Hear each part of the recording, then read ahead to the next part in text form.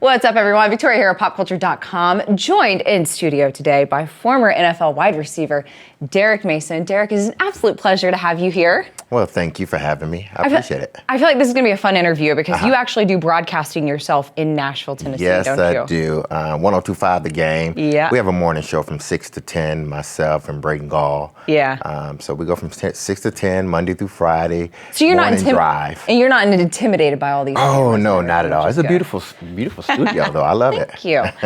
Okay, so you've been retired for a solid minute right now. Yes. I think, what, 6 years?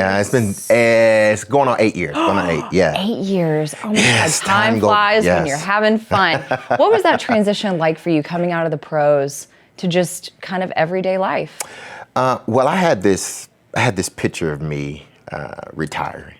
Yeah. And I don't know if I really can say it on air to you guys, but I'm a little bit of it. Well, now that it's legal in some areas, I can. So I said, you know what? I've worked hard 15 years, 4 years of college, 2 years of high school. So that's a long time.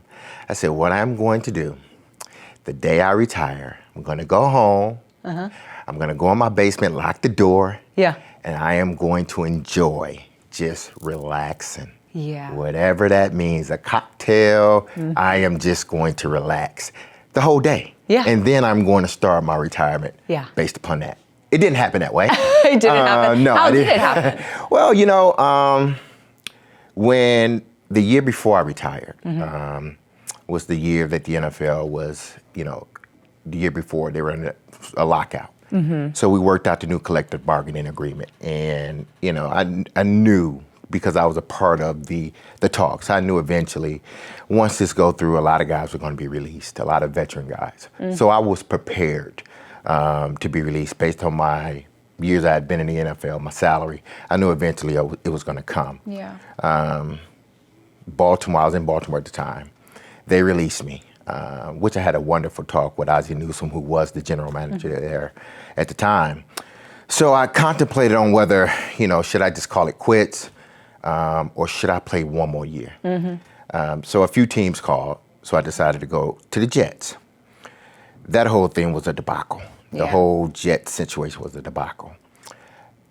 During that season, I had lost just like the will to play. I really didn't. You're done. Going to practice was a hassle for me. Then I ended up getting traded right before Halloween. Ended up getting traded from the Jets to Houston. How ironic. I started with the Houston Oilers, then end with the Houston Texans. With the Houston, But at that point, you know, I really didn't feel like going to work. It was out of obligation. I couldn't wait to get home. I was just disconnected. And I've always said, once it's not fun to me, once it's not a game, then I'm done. Once it becomes work, I'm done. It became work, so I was done. After that, came home, and, you know, for the first month, you know, I was cool. I said, I'm not gonna do anything. I'm gonna be here in Nashville. I'm not gonna go away from the kids and take a job anywhere else. I'm gonna be here, be present, because for 15 years I had been. I was gonna say, you were in the league for a hot minute. So, you know, there would be times where they wouldn't see me throughout the day. Yeah. So I said, you know what? I'm just gonna be at home and everything else. Well, the first month went by. I was cool. Second month, cool. Third month, cool. But then after a while, I'm like, I can't keep doing this. You know, I can only work out so many times. And I'm not working out to play again. Yeah. I'm just working out just to be working out. You know, I can do, you know, hits here and there for radio stations or television, but eventually I gotta find something. I gotta do something, you know? And, you know, good thing I had a really good circle of friends. And, you know, my ex-wife, she was, you know, a friend to me and very helpful as well. And it just got to a point where, you know, sort of depressed in a sense. It's not like I didn't have things to do. I just didn't have the passion to do those things. Yeah. You know, part owner of a company here called Swiftwick. I mean, that's not my passion to do that. Yeah. Great company, love the Sox. The people there are awesome, but that's not who I am. So, you know, for a while, that whole 8-9 months, it was just kind of trying to figure out what I wanted to do. Wasn't as enjoyable as you were maybe anticipating. It wasn't as enjoyable as I thought it would be. But you're doing lots of stuff, these days. And before we get into that, I want to get your opinion on a few things since we're in season right now. Antonio Brown, a guy who we don't know if he's going to come back to the game, stay in the game, what he's going to do. What are your thoughts on what's going on with Antonio? I feel like he's got something new to bring to the table every single day. But as someone who, played for as long as you did, looking, from the outside in, what do you think about the whole Antonio Brown situation? He's going to regret that he went through all of this. It's all fun. It's all great when you're in the midst of it, when you're still playing and you're sort of, bucking the system and they're still paying you and you get to say what you want to say because you're producing. It's all fun then. But the minute it get all stripped away and you got to sit there and watch people, it's not fun then. It's a humbling experience. And hopefully through all of this, that's what it is for him. I truly don't think he has anyone in his corner telling him, hey, listen, man, this is not the way to go. You need to change some things in your life. Because if he did, then the situation in Pittsburgh wouldn't have happened. The situation in Oakland wouldn't have happened. The situation in New England, of all places, wouldn't have happened. Honestly, he has a bunch of people in his corner that are saying, yes, what you're doing is great, Antonio. Keep doing it. You're bucking the system. You're against the man. Keep doing it. You're Antonio Brown. You can do whatever you want to. Well, there comes a time and a point where doing whatever you want to, yeah, you can do it, but there's going to be consequences to your actions. Yeah. Did he go out and, do some of these things that other players are doing, really, really bad things? Now there are some allegations, but did he? No. But what he is doing is he's burning a lot of bridges behind him. And those are bridges you can't rebuild. Now, will he ever play again? Probably so, because his talent says that he should be playing. Yeah. But the minute that he has one of these outbursts, as he did in New England when he decided to send a text, teams are going to be done. Teams are going to wipe their hands, and they're going to say, you know what, we're done with it. We're not going to put up with this. Yeah. It's just interesting hearing your opinion because we've had all of our opinions here, and it's just like, God, Antonio, you're so good. Like, just go play another year, and then if you want to leave, just leave.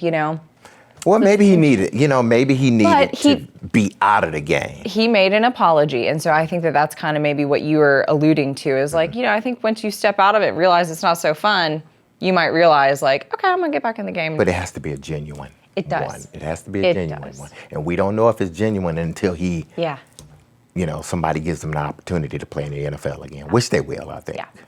Okay, so here at Pop Culture, we are huge on Dancing with the Stars. And one of your former teammates, Ray Lewis, was on Dancing with the Stars. Do you ever keep in touch with Ray?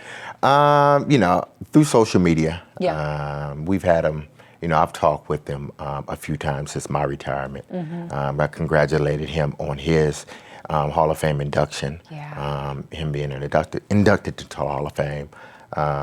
But when you get that high up, I mean, you have your circle, and that's who you deal with. People in your circle, and everybody else kind of, if I run into him, we'll talk as if, we've been talking every day. But other than that, I'm here in Nashville, he's in Baltimore, and I don't get a chance to, speak with him. Now, I do talk to Ed Reed more than anything, because Ed Reed and I became close while we were in Baltimore. And so I get a chance to talk with him more so than probably anybody else. Than anyone else. Yeah. So I don't know if you watch Dancing with the Stars, but he was on Dancing with the Stars this past season. And then I think after like the second episode, unfortunately, he re-injured himself. But it was an injury that he initially had while he was in the league. And so it makes me think, someone like you who's been out of the game for so long, was that ever a fear of yours that, I'm scared for any injuries that I might have in the league that they might carry in, after I retire? Not while I was playing. I don't think I've ever worried about getting injured while I was playing. Now I've had my share of injuries, whether torn meniscus several times, torn whatever I've had, broken fingers, wrist. I've had those things, but I never, while I was playing or when I, rehab for those injuries, said, you know what, I'm afraid that one of these injuries might, be that injury that I might feel, 5, 10 years after I retire. I never thought about it. Now, fast forward, it's still chronic tendonitis in the knee that I had, several surgeries on. I got to have surgery on my shoulder just because of wear and tear. So those things tend to catch up with you, but you don't think about them when you're playing. Fortunately enough for me, I haven't had any, head trauma. I've had 1 or 2 concussions, but thank God that those things haven't been things that have shown up after my retirement. And you just look at guys that have played a lot, some years longer than I did, or probably didn't even have a career of maybe 4 or 5 years, and they're dealing with some of those things, and you try to figure like, why are they dealing with it and I'm not? I played longer. I took a lot of hits. They didn't play as long. Maybe they didn't take a lot of hits, but they're dealing with the CTE and the effects of it. So that more than anything, I'm happy that at this point in time, not to say, 20, 30 years from now, but right now, as I sit, I have no residual effects of, being tackled a billion times. Yeah. As a former Ravens player, what do you think about John Harbaugh just circling that entire team around Lamar Jackson in his playing game? I love John. I spoke with John maybe 2 weeks ago. Yeah, it was about a week ago after the big win versus San Francisco. He's my guy. I think he and I, in regards to the game, we think alike. Tough, hard-nosed, want to win at all costs, do anything possibly in between the lines to win, legally. But he and I sort of think alike. He and I would butt heads in practice, but after we butt heads, as practice is over, he and I will walk out together just talking about family stuff. So, I love John, but what he's doing is remarkable from this standpoint, is because John won a Super Bowl doing it one way. With defense and Joe Flacco and throwing the ball down the field. And, some coaches have an ego to say, okay, I won it before this way, I'm going to win again doing it this way. Well, John, he's not that way. He said, you know what? We drafted this guy. The story that I hear about John is that he was in the room and said, hey, listen, I see everybody's chasing this quarterback. This, Steve Walsh type of quarterback, that pocket passer, throw the ball up. Everybody's chasing. Everybody wants to Peyton Manning. Everybody wants the Tom Brady. Let's do it a different way. Let's draft Lamar Jackson and then build an offense around him. Let's not put him in the offense that we built. Let's build something around him. And I think the smartest thing he did was hire Greg Roman, who was already on the staff. He was there when I was there.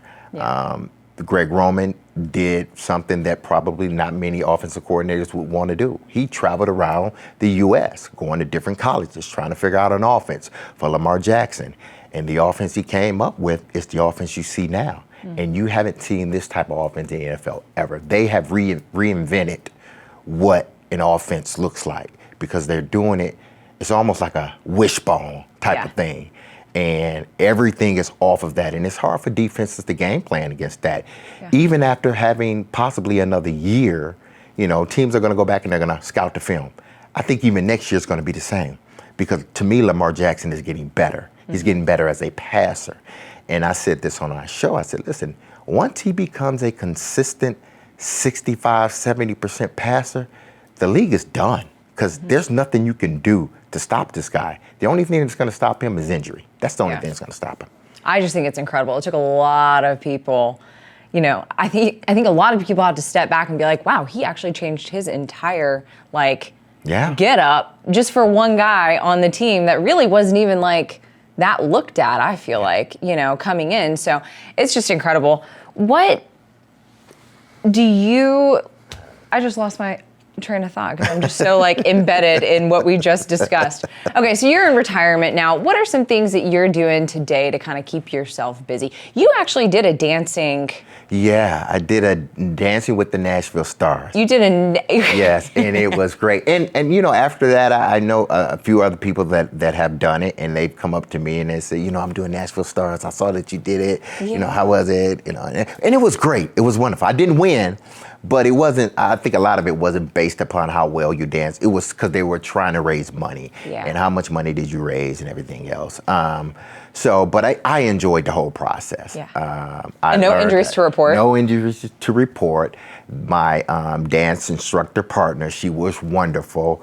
I learned how to, you know, do a couple extra little moves here, a little salsa, a little spinning, you know, throwing up in the air. It was wonderful. I enjoyed it. But that's probably a snippet of what they actually go through on the real Dancing with Stars. What I went through probably is nothing what those you know, men and women go through. It's intense. I'm sure it is. I'm gonna get you hooked on that show.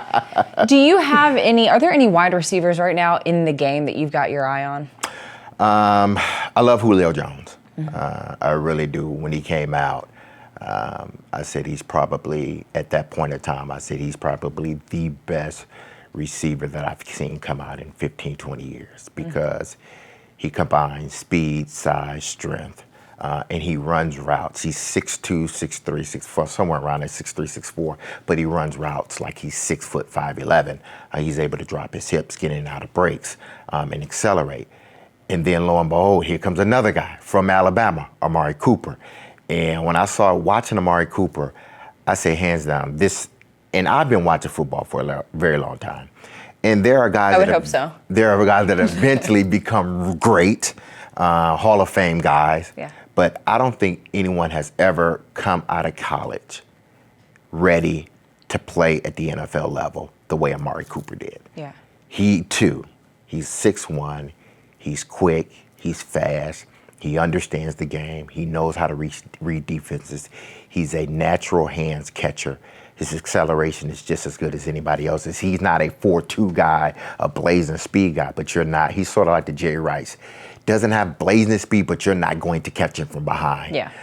So I love Amari Cooper.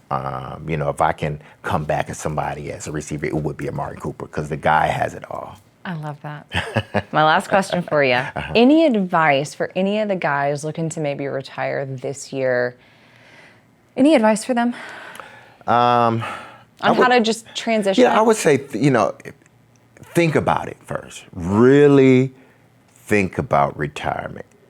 If there's an inkling in you that says, maybe I want to give this another, then give it another try. The last thing you want to do, because we see players do that. I'm sure you've seen players, they retire, and then Brett Favre did it several times. You retire, then you come back. Yep. Witten did it. He retired, came back. You see these guys that retire, and then all of a sudden they have this itch, and it's like, I need to go back. Yeah. My advice is, if you still have that itch, don't retire. Yeah. You know, don't make that decision until like the last minute. Or if you know, then leave. But the last thing you want to do is have regrets. Like, man, I want to go back. That's one thing, you know, when I retired, I didn't have any regrets. It was like, you know. Because it felt like work. Yeah, then. It felt like work. I said, I played in the NFL for 15 years. I got everything out of the NFL that I wanted other than a Super Bowl. I've been in a Super Bowl. I've been in All-Pro, Pro Bowl, all this other stuff. I met some great people, fantastic people. I said, I've given them all that I had. They gave me all that they had. There's nothing more else to give or to get. Yeah. So I'm going to walk away. And you know what? There's times where, you know, you kid yourself like, I probably can still do that, knowing good and well you can't. Yeah. But I can honestly say that I don't even, when I left, I was done. Yeah. Yeah, I was just, you know, not trying to figure out what you're going to do afterwards is the thing. So that too, like if you got something, you know, that you enjoy doing, do it. You know, whether it be charity work, whether it be helping at schools, whether it's a business that you own that you want to, you know, immerse yourself more into, do it, enjoy. Or if you just want to travel, do it. You deserve it. Yeah. Be with your family. Take some time off. Exactly. Take some time off. Don't feel as if all of a sudden you got to rush into something else. Yeah. Take your time, regroup, think about it, and then decide what you want to do. Do you have a favorite show now to watch? Oh, my favorite show, man. Ah, man. See, I'm more of a Hulu, Netflix, Yeah. Disney Plus. Like the original content stuff? There's a show that I'm watching now called Servant. Okay. It's on Apple Plus. Is it Apple Plus? Yes. It's really good. I think M. Shyamalan. Is that his name? M. Shyamalan. He did. I don't know. You're asking movies. that. Yeah. Oh, he Nikki does saying it. yes. Yes, he did it. He's the producer. It's good. It's dark and weird, but it's really good. So that's what I'm watching now. Oh, good. All right. Yeah. Besides HGTV, I love HGTV. Yes, absolutely. So good having you in studio. Well, thank you, Vicky. I appreciate it. That's a happy face right there, everyone. All right. For more on Derrick Mason and other athletes, head over to popculture.com/sports for all of your entertainment and sports coverage.